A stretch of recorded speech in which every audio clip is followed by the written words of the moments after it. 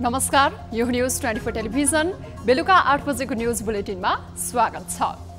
सरकार हुनुको बोध तब मात्र हुन्छ जब सरकारले आफ्ना दायित्वहरू बिना शर्त पूरा गर्छन्। संकटमा पर्दा समेत कुनै साथ सहयोग हुँदैन भने सरकार हुनु र नहुनुले के फरक पर्छ? यो प्रश्न यति बेला मेलम्चीका बाढी पीडितहरूले गरिरहेका छन्। गत वर्षायाममा अनपेक्षित रूपमा खोलाले बाटो फेर्दा मेलम्चीको बस्ती बगरमा परिणत भयो। गेग्रान सहितको बाढीका कारण धेरैले घरखेत गुमाए, कतिको उठीबास लाग्यो। सो पीडाबाट जसोतसो उभ्रन सके पनि घरखेतकै जोहो गर्न उनीहरूको बसमा थिएन र छैन पनि। यस्तोमा सरकारले उनीहरूलाई राहतको मलम लगाउन सक्नु पर्थ्यो। यो दायित्व पनि हो सरकारको। तर विडम्बना, बाढीले गहिरो घाउ बनाएको 9 महिना बितिसक्दा पनि पीडितको आहत मृत्यु छ। साना दुःख भए कसैले पनि सरकार गुहार्दैन। यस्तै दिनका लागि हो सरकार छ भन्ने अनुभूति हुनुपर्ने। यो तथ्य बुझेको हो वा बुझपचाएको हो, तर यो प्रवृत्तिले निराशा मात्र छरेको छ भन्ने तथ्यलाई बेवास्ता गर्ने काम स्वीकार्य हुन सक्दैन। अब न्यूज बुलेटिनका हेडलाइन्स। स्थानीय निर्वाचनमा व्यस्त रहेका एमाले र कांग्रेस बीच जुहारी। कांग्रेसको घोषणापत्र गाली गलौजको दस्तावेज भएको ओलीको टिप्पणी। ओलीले आचार संहिता उल्लङ्घन गरेको कांग्रेसको आरोप। दक्षिणपन्थी र वामपन्थी मिलेकै छन् र कम्युनिस्टहरू समेत सहभागी। व्यवस्था परिवर्तन भए पनि दलहरूमा परिवारवादको अवशेष छरपष्ट।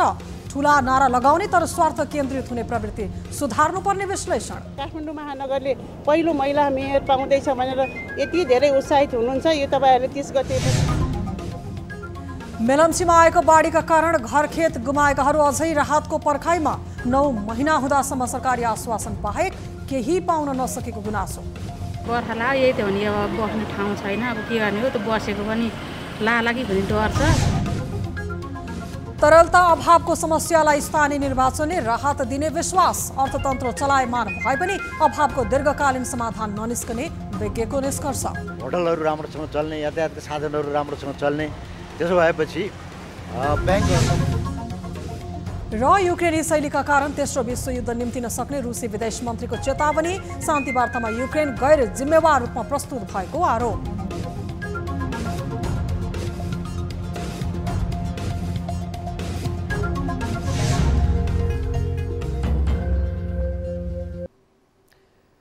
हामी निरन्तर न्यूजमा छौं। नेकपा एमालेका अध्यक्ष केपी शर्मा ओलीले नेपाली कांग्रेसले जारी गरेको घोषणापत्रलाई गाली गलौजको दस्तावेज भएको टिप्पणी गरेका छन्। मंगलबार सानेपास्थित मनमोहन स्मृति प्रतिष्ठानमा मनमोहन अधिकारीको 23औं स्मृति दिवसमा अध्यक्ष ओलीले नेपाली कांग्रेसको चुनावी घोषणापत्र गाली गलौजको पुलिन्दा मात्रै भएको दावी गरेका हुन्। उनले नेपाली कांग्रेससँग अहिले कुनै राजनैतिक एजेन्डा र देश विकासको योजना नभएको र कांग्रेसमा देश विकास नीति नियम गिरिजा प्रसाद कोइराला, कृष्ण प्रसाद भट्टराई र गणेशमान सिंहको देहान्तसँगै सकिएको भान हुन थालेको पनि बताएका छन्। अहिले हेर्यो भने त्यही इतिहास, त्यही 17 सालको इतिहास दोहोऱ्याउन खोजेको देखिन्छ। अलिकति परिस्थिति फरक छ, त्यसको स्वरूप फरक छ, तरिका फरक छ। प्रतिगमन गर्दाखेरि दक्षिणपन्थी र वामपन्थी मिलेकै छन् र कम्युनिस्टहरू समेत सहभागी। त्यति बेला केशरजंग रायमाझी सहभागी थिए प्रतिगमनमा, अहिले सहभागी प्रचण्ड माधवहरू छन्। अध्यक्ष ओलीले प्रधानमन्त्री शेरबहादुर देउवासँग देश विकास गर्ने कुनै एजेन्डा नभएको आरोप लगाए। उनले सुशासन वा शासन कसरी सञ्चालन गर्ने भन्ने बारेमा पनि प्रधानमन्त्रीसँग कुनै योजना नभएको बताएका छन्। वास्तव भन्ने भनेदेखि शेरबहादुरजीलाई हामीले धन्यवाद दिनुहुन्छ। नेपाली कांग्रेसको नेतृत्व यस्तै भइरहोस्, सरकार जबसम्म उनीहरू छन् यस्तै भइरहोस्। कतिको सरकार भयो भने त हामीले अझ धेरै मेहनत गर्नुपर्छ नि। कतिको सरकार भन्दा यस्तै सरकार भइरहोस् ताकि हामीलाई सजिलो होस्। अध्यक्ष ओलीले अहिलेको गठबन्धन अपराधका लागि बनेको अपराधिक गठबन्धन भएको, चुनाव सार्ने षड्यन्त्र भइरहेको समेत टिप्पणी गरेका छन्। उनले नेकपा एमालेले चुनाव सार्न नदिने स्पष्ट पारे। उनले वैशाख 30 गते हुने स्थानीय निर्वाचनमा उत्तेजक नबनिकन अगाडि बढ्न पनि नेता तथा कार्यकर्तालाई निर्देशन दिएका छन्। नेपाली कांग्रेसका प्रवक्ता डाक्टर प्रकाश शरण महतले नेकपा एमालेलाई आचार संहिता उल्लङ्घन गरेको आरोप लगाएका छन्। मंगलबार पार्टी केन्द्रीय कार्यालयमा नेपाली कांग्रेस केन्द्रीय प्रचार प्रसार सांस्कृतिक समन्वय उपसमितिले आयोजना गरेको कार्यक्रममा प्रवक्ता महतले एमाले अध्यक्ष केपी शर्मा ओलीले निर्वाचन आचार संहिताको धज्जी उडाएको आरोप लगाएका हुन्। ओलीले कांग्रेसको घोषणापत्रलाई लिएर आपत्तिजनक शब्दहरू प्रयोग गरेको भन्दै उनले खेद पनि प्रकट गरे। ओलीले आपत्तिजनक शब्दहरू प्रयोग गर्दा पनि निर्वाचन आयोगले ध्यान नदिएको भन्दै प्रवक्ता महतले ओलीको अभिव्यक्तिप्रति निर्वाचन आयोगको ध्यान आकर्षण गराएका छन्।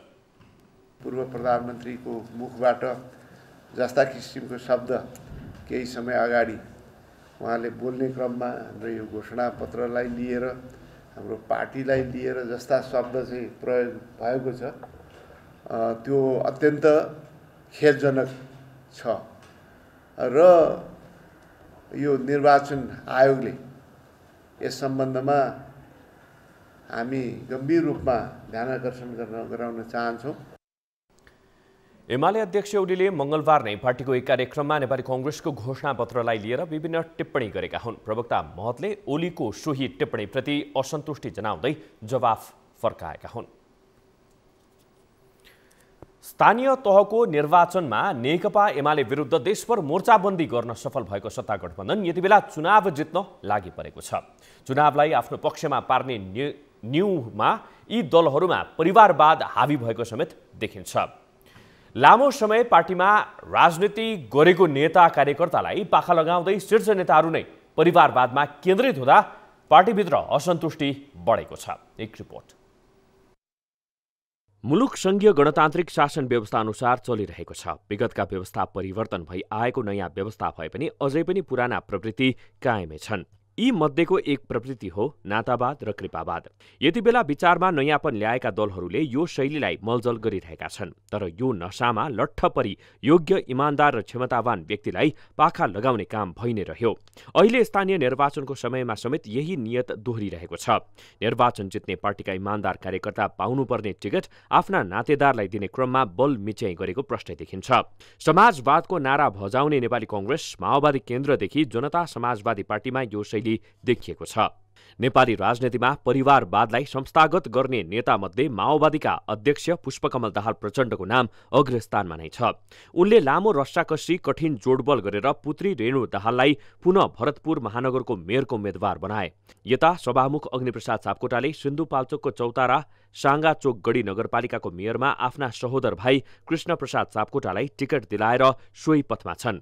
नेपाली राजनीतिक वृत्तमा लौह पुरुष गणेशमान सिंहको त्याग चर्चा अहिले पनि हुन्छ, जसले प्रधानमन्त्री पद नै अस्वीकार गरेका थिए।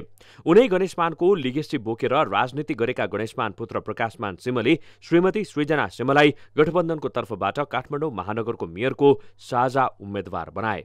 यस क्रममा उनले थुप्रै योग्य पात्र पन्छाए। यो त अब तपाईले अब यो 30 गतिको पछि देखिहाल्नुहुन्छ।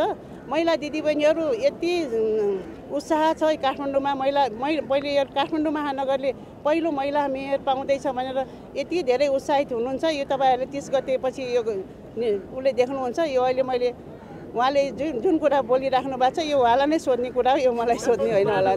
14औं महाधिवेशनमा श्रीमती मन्जु खाँडलाई केन्द्रीय सदस्यमा निर्वाचित गराएका कांग्रेस नेता एवं गृहमन्त्री बालकृष्ण खाँडले रूपन्देहीको तिलोत्तमा नगरपालिकामा सहोदर भाइ रामकृष्ण खाँडलाई मेयरको टिकट दिलाएका छन्। जसपाका अध्यक्ष उपेन्द्र यादवले आफ्नो छोरा अमरेन्द्र यादवलाई विराटनगर महानगरपालिकाको उपमेयरको टिकट दिलाए।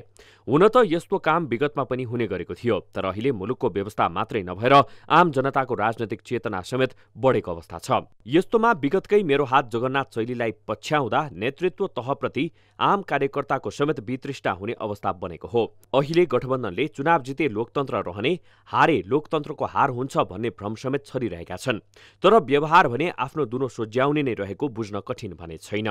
न्युज 24 टेलिभिजनका लागि जिल्ला ब्युरोको सहयोगमा प्रकाश बमको रिपोर्ट। ललितपुर महानगरपालिकामा सत्तारूढ गठबन्धनबाट मेयरको उम्मेदवारी दर्ता गराएका चिरीबाबु महर्जन विरुद्ध निर्वाचन अधिकृत समक्ष विरोधको उजुरी परेको छ। मेयर महर्जनले आफ्नो कार्यकालको 2 अर्ब 15 करोडभन्दा बढी बेरोजु फर्स्यौट नगरेको भन्दै दावी विरोध परेको हो।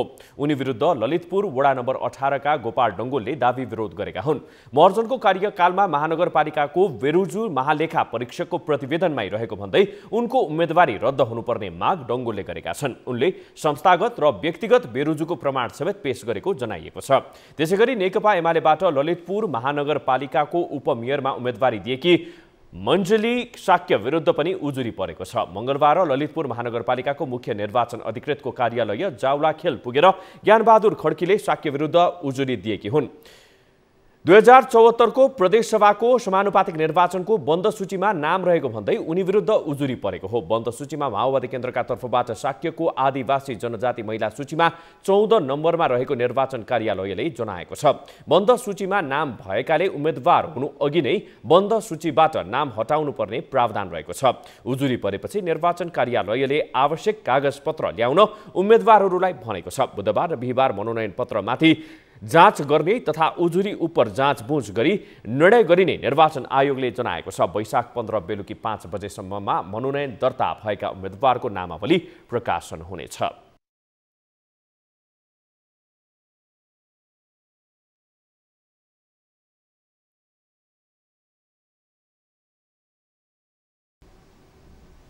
हामी निरन्तर न्यूजमा छौं।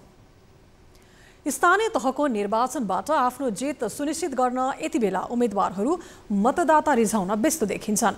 उम्मेदवारहरूले भोटका लागि मतदातालाई फकाउनमा समय खर्चिए पनि मतदाता भने सन्तुष्ट हुन सकेका छैनन्। यसअघि आफूले चुनेका जनप्रतिनिधिले अपेक्षा अनुसार काम नगरेका कारण उनीहरू अहिलेका उम्मेदवारहरूसँग खासै आशावादी समेत देखिँदैनन्। एक रिपोर्ट। स्थानीय निर्वाचनमा प्रतिस्पर्धामा उत्रिएका नेताहरू अहिले जित आफ्नो पक्षमा पार्न निकै व्यस्त देखिन्छन्। घर दैलो कार्यक्रमदेखि सभा सम्मेलन गर्दै मतदातालाई प्रलोभनमा पार्न उनीहरू लागि परेका छन्। तर मतदाताहरू भने विकासका सन्दर्भमा अहिलेका उम्मेद्वारहरूप्रति खासै आशावादी छैनन्। आफूले दिएको भोटले नेताहरूले नोट कमाउँदै कोट फेरेको तर गर्नै पर्ने काम नगरेको उनीहरूको गुनासो छ। अब पहाडदेखि सहरसम्मका सबै चर्ती कलाहरू देखियो। अब विद्यार्थीकालमा नि हामीले नै बिउ रोपियो, गणतन्त्रका बिउ रोपियो, सबै बिउ रोपियो।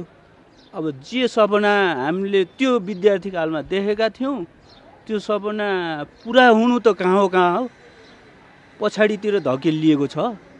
अब म जतिको मान्छेको त सपना धकेलियो भने जनताहरूको सपना पुग्यो भन्न म चाहिँ सक्दैन। तपाईले जनप्रतिनिधि भन्नुभयो, यिनीहरू जनप्रतिनिधि नभएर जनघातीहरू हुन्।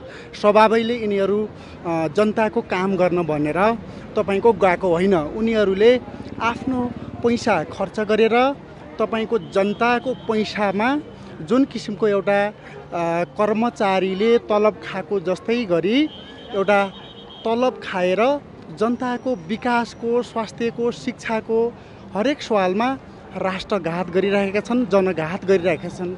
स्थानीय जनताको लागि भने साँच्चै काम गरेकै देखिँदैन। नभए तपाईँको प्रमाण यहीँ अगाडि छ। चारैतिर हेर्नुहोस्, जीर्ण भएका भड्किया घरहरू अझै छ, मन्दिर अझै बाँकी छ। तपाईँ यहाँ त्यो हेर्दै जानुहोस्, खिच्दै लानुहोस्, प्रमाण यहीँ भेटिन्छ। जनतालाई एउटा झुटो आश्वासन दिएर अब सत्तामा पुग्छ र 5 वर्ष यो मेरो राम्रो जाए, मैले जे गर्दा पनि हुन्छ, मलाई के कानुन लाग्दैन भनेर यिनीहरूको सोच छ। त्यही कारण यो चुनाव आयो कि प्रत्येक जनता जुन यो साक्षर छ यिनीहरूलाई एउटा चाहिँ के भने जुनै जोगी आए पनि कान छिरेको जोगी हो। अहिले त केही राज्यको कुनै चेन्ज हुँदैन, कुनै डेभलप हुँदैन जस्तो चाहिँ हामीले सोच्छौँ। स्थानीय स्तरदेखि नै विकासका कामलाई तीव्रता दिइयोस् भन्ने अपेक्षा मतदाताहरूको छ। त्यसैले पनि उम्मेद्वारहरूले आफ्ना प्रतिबद्धता भाषणमा मात्र सीमित नराखी चुनाव जिते पश्चात कार्यान्वयनको पक्षमा खरो उत्रिनु आवश्यक देखिन्छ। न्यूज 24 टेलिभिजनका लागि क्यामेरामा गोपाल पङ्गेनीका साथ टङ्ककला तिमिलसेना, काठमाडौँ। वैशाख 30 गते हुने स्थानीय तह निर्वाचनका लागि निर्वाचन प्रक्रिया अगाडि बढिसकेको छ। दलहरू निर्वाचनको परिणाम आफ्नो पक्षमा पार्ने रस्साकस्सीमा छन्। तर कतिपय आम सर्वसाधारण भने निर्वाचनले फिटिक्कै नछोएको अभिव्यक्ति दिन्छन्। एक रिपोर्ट। मुलुक सङ्घीयतामा गएसँगै यो दोस्रो पटकको निर्वाचन हुँदैछ। मुलुक निर्वाचनमय बन्दैछ। निर्वाचनको गर्मी चढिसकेको छ। विभिन्न राजनीतिक दलहरूले यति बेला आफ्ना चुनावी नाराहरू अगाडि सारेका छन्।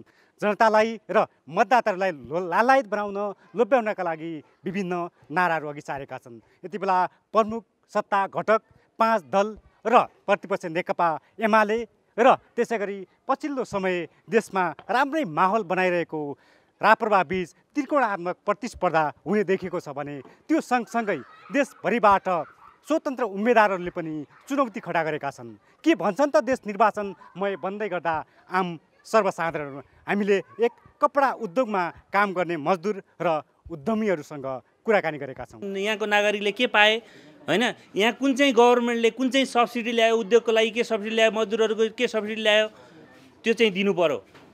त्यसको लागि मात्रै लाग्ने हो। उद्योग चुनावमा भोट हाल्नलाई मात्रै नागरिक होइन, नागरिकका अपेक्षाहरू के छन्? गाउँमा गएर भोट हाल्ने अनि सिंहदरबार छिर्दाखेरि टिकट काटेर जानुपर्ने सांसदलाई भोट हालेर त्यहाँका जनप्रतिनिधिलाई भोट हालेर के फाइदा हुन्छ र भन्नुहोस् तपाईँ? दलहरूलाई निर्वाचनको गर्मी चढिरहँदा आम सर्वसाधारणहरू बिहान बेलुका आत्मक जोड्नका लागि काम गरिरहेका कामदारहरूलाई भने यो निर्वाचनले कति पनि छोएको छैन। यो खासै निर्वाचन भनेको चाहिँ अब पहिला विद्यार्थी हुँदाखेरि अलिअलि थाहा थियो, अब अहिले चाहिँ भोट हालेको छैन, त्यस कारणले आफ्नो काम गरिएको छ, त्यही नै छ। गत निर्वाचनमा आफ्नो पक्षमा परिणाम पारेर देशको बाग्रो सम्हाल्न पुगेका र स्थानीय स्तरका जनप्रतिनिधिहरूले सोचे अनुसार काम नगरिँदा यी मतदाताहरूमा भने वितृष्णा बढ्दो छ। पहिलाको त्यो जुन वडा अध्यक्ष थियो, हामीहरूलाई मान्छे हेरी काम गरेको छ, हामीहरूलाई केही दिएको पनि छैन, हाम्रोतिर कुनै राम्रो विकास पनि गरेको छैन। त्यो बाटो, यो हाइवेको बाटोमा त्यो नाला पनि बनाएको रहन्छ, तर त्यो पानीको निकास कहाँ जान्छ त्यो अहिलेसम्म थाहा छैन। देश निर्वाचनमय बन्दै गर्दा जसरी दलहरूलाई र दलका प्रतिनिधिहरूलाई निर्वाचनले उमङ्ग छाएको छ, त्यसरी नै हरेक मतदाता र आम जनमानसलाई पनि छुने गरी दलहरूले काम गर्नुपर्छ। न्युज 24 टेलिभिजनका लागि क्यामेरामा सुनिल गुरुङका साथमा प्रकाश बम, ललितपुर। स्थानीय तहको निर्वाचनलाई केन्द्रित गरेर राजनीतिक दलहरूले आकर्षक घोषणापत्रहरू बनाएका छन्। ती घोषणापत्रमा उल्लेख भएका बुदा हेर्दा कुन चाहिँ मतदातालाई भोट दिउँ भन्ने नहोला र। तर प्रश्न यहाँ कस्तो छ भने प्रतिबद्धता भयो भन्ने होइन, ती प्रतिबद्धता पुरा हुने हो कि होइन भन्ने चाहिँ मुख्य कुरा हो। दलहरूले घोषणापत्रमा लेखेका बाचाहरू पुरा गर्न आर्थिक रूपमा सम्भव छ कि छैन भन्ने विचार गरेको नै पाइँदैन। एक रिपोर्ट। विगतका निर्वाचनहरूमा जस्तै यसपटक पनि सबै राजनीतिक दलहरूले महत्त्वाकांक्षी घोषणापत्र सार्वजनिक गरेका छन्। उच्च लक्ष्य हुनु राम्रो हो, तर ती लक्ष्य पूरा हुने कि नहुने भन्ने प्रश्नप्रति दलहरूले खासै चासो दिएको पाइँदैन। आसन्न स्थानीय निर्वाचन लक्षित गरेर पनि दलहरूले खानेपानीको पहुँच, घर दैलोमै स्वास्थ्य सेवा, ओडा तहसम्म सडक सञ्जाल, सिँचाइको सहज सुविधा लगायतका बुदा समेटेका छन्। ती त स्वाभाविक भए, तर प्रति घरधुरी 200 युनिट बिजुली निशुल्क दिने, वृद्ध भत्तामा वृद्धि, एकल पुरुष भत्ता वितरण लगायतका उच्च महत्त्वाकांक्षी बुदा समेत समेटेका छन्। चुनावी घोषणापत्रलाई आकर्षण बनाउन राम्रा शब्द छनौट गर्ने होडबाजीका कारण यी बुदा उल्लेख भएको बुझ्न कठिन छैन। यस अघिका निर्वाचनहरूमा पनि दलहरूले यस्ता प्रतिबद्धताहरू सार्वजनिक नगरेका होइनन्। चुनावी नतिजालाई आफ्नो पक्षमा पार्न गरिने यी घोषणापत्रको पूर्ण कार्यान्वयन नहुने मात्र होइन, कतिपय बुदा त सार्वजनिक ठट्टाको विषय नै बन्ने गरेको छ। यस अघिको निर्वाचनमा मोनोरेल सञ्चालनदेखि स्मार्ट सिटी लगायतका पूरा गर्नै नसकिने बाचाहरू दलले गरेका थिए, तर ती घोषणा कागजको खोस्टोमा सीमित भएको तथ्यका बीच अहिले त्यही शैलीको पुनरावृत्ति भएको छ। प्रमुख दलका घोषणापत्रमा समेटिएका आर्थिक एजेन्डाहरू: नेपाली काङ्ग्रेस गुणस्तरीय शिक्षा, स्वास्थ्य तथा सामाजिक सुरक्षालाई प्राथमिकतामा राख्ने, विकास निर्माणमा युवा सहभागितालाई जोड दिइने, सुत्केरीलाई 5000 सुत्केरी सहायता भत्ता र गर्भवती पोषण प्याकेज दिइने, किसानलाई 2 देखि 4% ब्याजमा ऋण दिइने, उन्नत बिउ र पशुपन्छीमा 50% अनुदान दिइने, एकीकृत समाजवादी निशुल्क रूपमा आम जनतालाई स्वास्थ्य उपचार उपलब्ध गराउने, सामुदायिक तथा सरकारी विद्यालयहरूको शिक्षाको स्तरमा सुधार तथा निशुल्क गराउने, हरेक घर परिवारलाई 5000 लिटरसम्म निशुल्क खानेपानी उपलब्ध गराउने, हरेक घर परिवारलाई 200 युनिटसम्म निशुल्क विद्युत उपलब्ध गराउने, कृषि उत्पादन बढाउने तथा कृषि उत्पादन बिक्री हुने सुनिश्चितता गर्ने, घरेलु तथा ग्रामीण उद्योग विस्तारमा जोड, हरेक वडासम्म सडक सञ्जाल विस्तार। नेकपा एमाले गुणस्तरीय शिक्षा तथा प्राविधिक शिक्षाको विस्तार र सामुदायिक विद्यालयमा सुधार गर्ने। प्रत्येक वडा तथा पालिकामा स्वास्थ्य चौकीको निर्माण। 2 वर्षको अवधिमा हरेक घरधुरीमा स्वच्छ खानेपानीको सुलभ आपूर्ति गर्ने। प्रत्येक घरधुरीमा विद्युत पुर्याउने तथा विपन्न घर परिवारलाई निशुल्क विद्युत उपलब्ध गराउने। आधुनिक प्रविधिको माध्यमबाट कृषिको आधुनिकीकरण गर्दै सिँचाइको सहज उपलब्धता गराउने। न्युजहरू अझै बाँकी छन्, अब पालो ब्रेकको।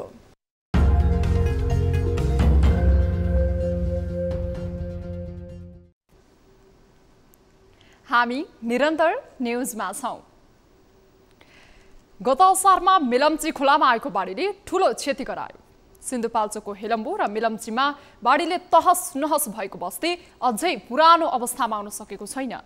सो बाढीबाट घरखेत गुमाएका 70% स्थानीयलाई अहिले एकातिर जीवन गुजारा गर्न नै समस्या परेको छ भने अर्कोतिर आगामी वर्षमा फेरि विगतकै हविगत भोग्नुपर्ने हो कि भन्ने पीरले सताउन थालेको छ। एक रिपोर्ट।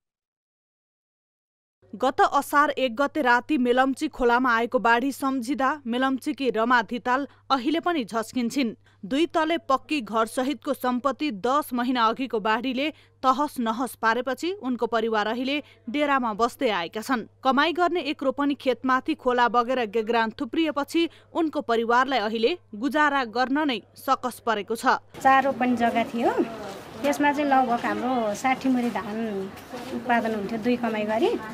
त्यसबाट चाहिँ हामीले 1 कमाईको धान खान पुग्थ्यो भने 1 कमाईको बेचेर आम्दानी पनि निकाल्थ्यौँ। गत असार 1 र साउन 16 मा आएको बाढीले मेलम्ची, हेलम्बु र याङ्ग्रीका बाढी प्रभावित क्षेत्रका 70% बासिन्दा विस्थापित भएको तथ्याङ्क छ।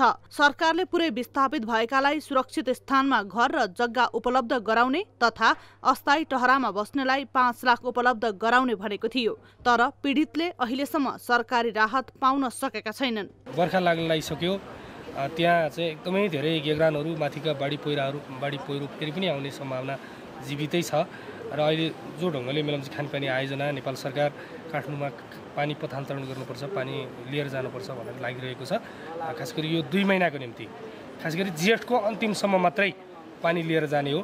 नेपाल राष्ट्र बैङ्कमा ऋण ल्याएछ 10 लाख 20 लाख ल्याएको थियो, ऋण पनि गरेन त्यसले।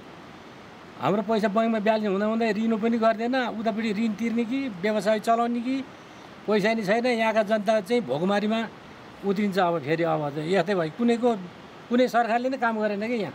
बाढीले हेलम्बु र मेलम्ची क्षेत्रका झण्डै 600 घर, सार्वजनिक पूर्वाधार, सडक समेत बगाएको छ। खेतीयोग्य जमिन कति गुम्यो भनेर सरकारसँगै तथ्याङ्क छैन।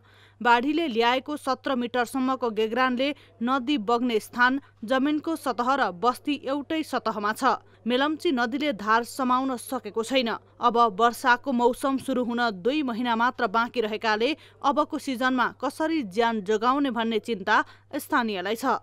जोखिम त छ नि, अब अलिअलि भएको संरचना नि केही व्यवस्था छैन अहिलेसम्म।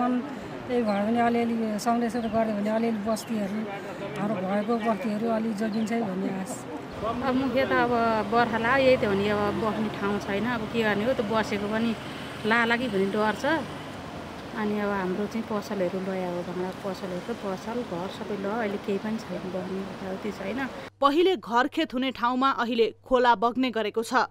बचेका बस्ती, सडक र झोलुङ्गे पुल जोगाउने विषयमा स्थानीय सरकार अनेक बहाना बनाइरहेको छ। यो साल चाहिँ कत्रो बारी आउँदा रहेछ र पब्लिकलाई यो के बस्तीहरूलाई कसरी बचाउन सकिन्छ भनेर हामी त्यो काम मात्रै गर्छौँ र त्यो काम हामीसँग स्रोत एकदम कम्ती छ। अहिलेसम्म तपाईँहरूलाई मैले बारम्बार भन्दै गरिरहेको छु, अहिलेसम्म जुन बाटोहरू निर्माणदेखि लिएर सबै काममा गाउँपालिकाको पैसा खर्च भएको छ। सङ्घीय सरकारले 1 रुपियाँ, प्रदेश सरकारले 1 रुपियाँ सहयोग गरेको स्थिति छैन। मेलम्ची क्षेत्रका बासिन्दाले गत वर्षयाममा प्राकृतिक विपत्तिको सामना गर्नु पर्यो। यो अवस्थाले हुने खाने भनेका समेतलाई घरबार विहीन बनाइदियो। यस्तोमा सरकारले पीडितलाई तत्कालै राहत दिन सक्नुपर्ने हो, तर सो घटनाको 9 महिना भइसक्दा समेत राहत दिन ढिला गर्नुलाई स्वाभाविक मान्न सकिँदैन। न्युज 24 टेलिभिजनका लागि टिभी जर्नलिस्ट दीपक खत्री, मेलम्ची, सिन्धुपाल्चोक। काठमाडौँ महानगरपालिकाको मेयर पदमा स्वतन्त्र रूपमा उम्मेदवारी दिएका सुनिल थापाले काठमाडौँको रूपान्तरणका लागि काम गर्ने दावी गरेका छन्। मंगलबार काठमाडौँमा पत्रकार सम्मेलन गर्दै थापाले महानगरलाई राजनीतिको फोहोरी सट्टापट्टाबाट टाढा राखेर रूपान्तरणका लागि काम गर्ने दावी गरेका छन्। लामो समय महानगरको विकासका लागि धेरै काम गर्ने प्रतिबद्धता आए पनि पूरा हुन नसक्नु दुःखद भएको भन्दै उनले अब पार्टीमा सरोकार नराखी महानगरको विकास गर्नुपर्ने जिकिर गरे। कुन पार्टी ठुलो कुन पार्टी सानो भन्नेसँग हामीलाई खासै मतलब छैन। आजकलको नयाँ जेनेरेसनको भाषामा हामीलाई त्यसको बालै छैन। हामीलाई कसको बाल छ भने नि कि जनतालाई, कि हामी ट्रस्टवर्दी छौँ, कि हामी तपाईँलाई सेवा गर्न सक्छौँ भनेर हामी सोध्न आएको हुनाले। त्यस्तै महानगरकी स्वतन्त्र उम्मेद्वार रिङ्कु श्रेष्ठले महानगरका 4 प्राथमिकता सेवा र सुरक्षा, वातावरण, विकास र व्यवसाय तथा संस्कृति र सम्पदा रहेको बताएकी छन्। स्थानीय निर्वाचन अन्तर्गत म्याग्दीमा 237 पदका लागि 758 जनाले मनोनयन दर्ता गराएका छन्। म्याग्दीका 6वटा स्थानीय तह र 45वटा वडाबाट निर्वाचित हुने पदका लागि शान्तिपूर्ण रूपमा मनोनयन दर्ता गराइएको छ। दाबी विरोध, छानबिन र उम्मेदवारी फिर्तापछि उम्मेदवारहरूको अन्तिम नावली सार्वजनिक गरिने निर्वाचन कार्यालयले जनाएको छ। जिल्लाभर धवलागिरी 1 गुर्जाको वडा सदस्यमा एकल उम्मेदवारी परेकोले नेकपा माओवादी केन्द्रका सीताकुमारी छन्त्याल निर्विरोध चयन भएकी छन्। दोस्रो स्थानीय तहको निर्वाचनका लागि चुनावी मैदानमा उत्रिएकाहरू उम्मेदवारले वडा र पालिकाको विकास र समृद्धिका लागि काम गर्ने प्रतिबद्धता समेत व्यक्त गरेका छन्। सत्ता गठबन्धनले साझा उम्मेद्वार बनाउने सैद्धान्तिक सहमति गरे पनि पद, पालिका र वडा बाँडफाँडमा कुरा नमिलेपछि केही वडा र धवलागिरी गाउँपालिका बाहेकका पालिकामा एकल उम्मेदवारी दर्ता भएको छ।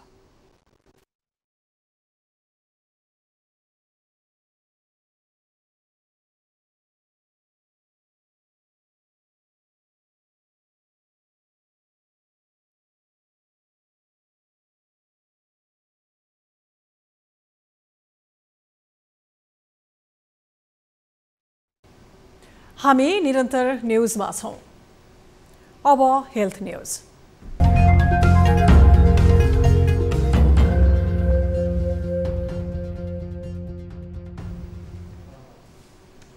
नेपालमा थप 10 जनामा कोरोना संक्रमण पुष्टि भएको छ। देशभर गरिएको 4064 पीसीआर परीक्षणका क्रममा 8 जना र 1162 एन्टिजेन परीक्षणका क्रममा 2 जनामा कोरोना संक्रमण पुष्टि भएको स्वास्थ्य मन्त्रालयले जनाएको छ। कोरोनाका कारण मंगलबार पनि कसैको मृत्यु भएको छैन। त्यस्तै थप 18 संक्रमित निको हुँदा हालसम्म नेपालमा 9,66,558 जना निको भएका छन्। हाल नेपालमा 261 सक्रिय संक्रमित आइसोलेसनमा रहेको मन्त्रालयले जनाएको छ।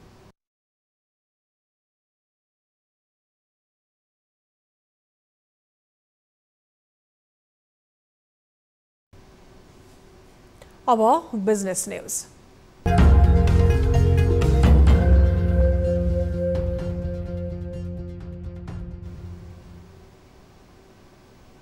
यति बेला मुलुकमा चुनावी माहौल व्याप्त भइसकेको छ। राजनीतिक दलहरूको तयारी सुरु भइसकेको छ भने मतदाता पनि चुनावप्रति चासो दिइरहेका छन्।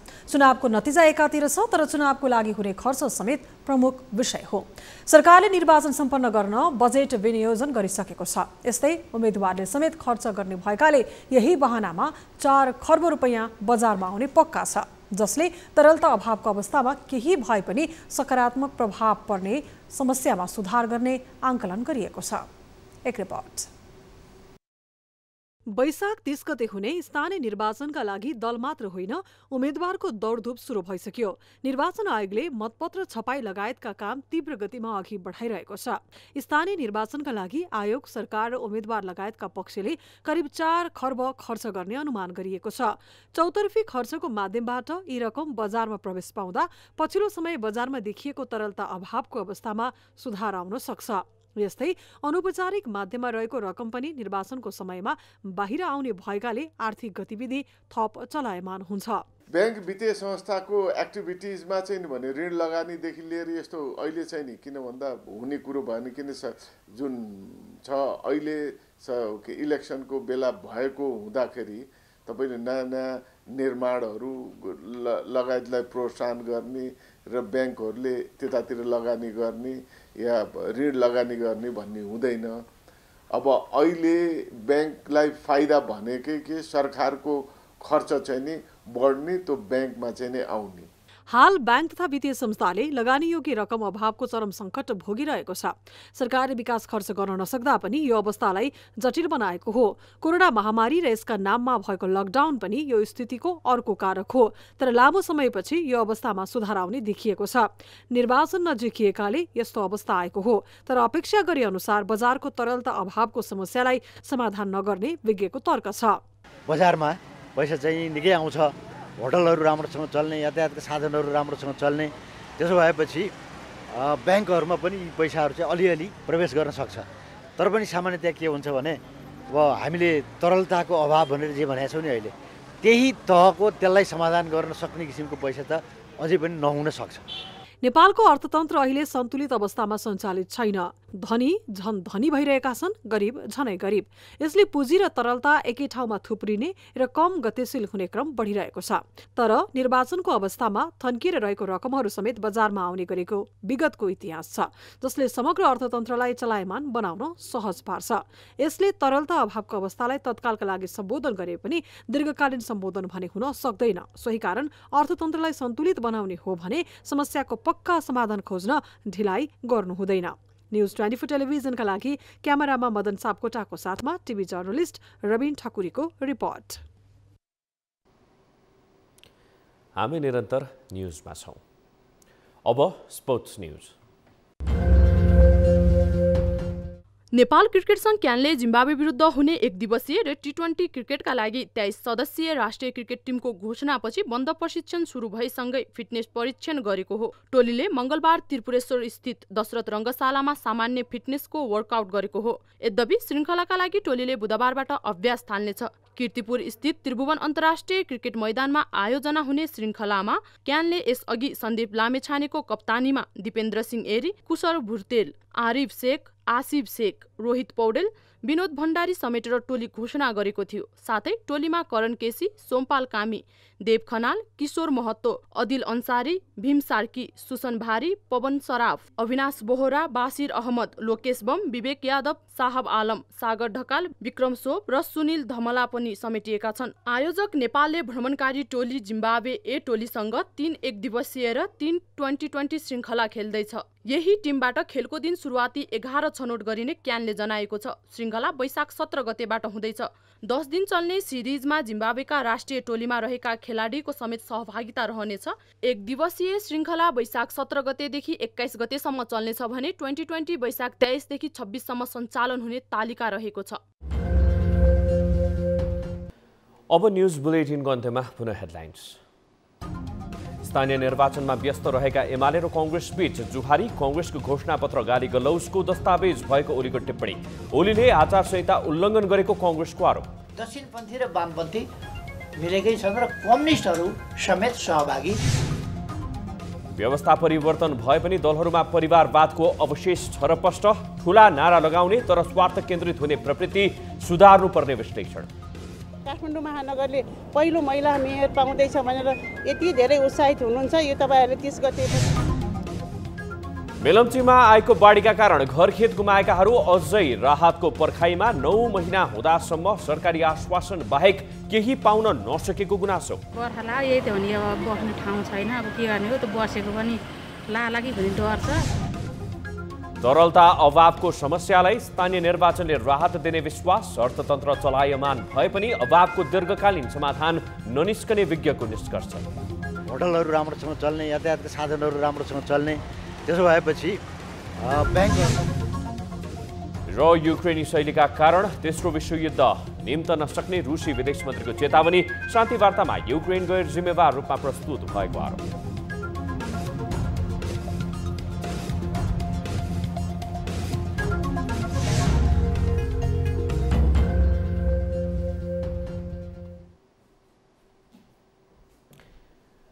बेलुका 8 बजेको न्यूज बुलेटिन अहिलेलाई यति नै। जाँदा जाँदै ताली र गालीका लागि हामीले सोधेको प्रश्नको अन्तिम नतिजा, यसपछि प्रसारण हुने कार्यक्रम सिधा कुरा जनतासँगमा हेर्न सक्नुहुनेछ। थप न्युजका लागि हाम्रो वेबसाइट www.news24nepal.com हेर्नुहोला। साथै हामीलाई फेसबुक, ट्विटर र युट्युबमा पनि फलो गर्न सक्नुहुनेछ। यस्तै मोबाइल, इमेल र भाइबरबाट न्युज24 को हेल्प डेस्कमा केही समस्या र गुनासा छन् भने सम्पर्क गर्न सक्नुहुनेछ। हामी निरन्तर न्युजमा छौं। नमस्ते।